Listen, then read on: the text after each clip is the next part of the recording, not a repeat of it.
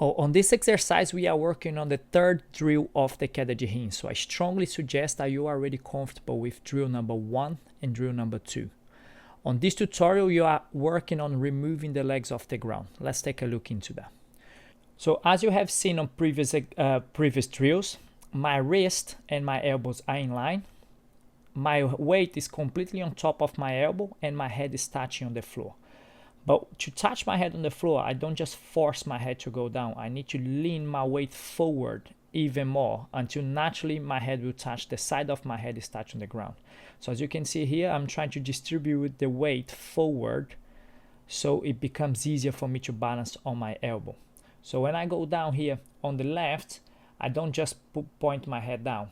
I keep leaning forward until the side of my head touched, and then I'm gonna lift my leg up. So this is what we're gonna work first, just lifting one leg at a time and then coming back and keep repeating down the other side until that's comfortable. Keep drilling this, don't rush. Have some little breaks in between every drill because it takes a little while for you to get used to the weight on top of your wrist. It's very common that you started to get a bit achy on the wrist when you're doing this.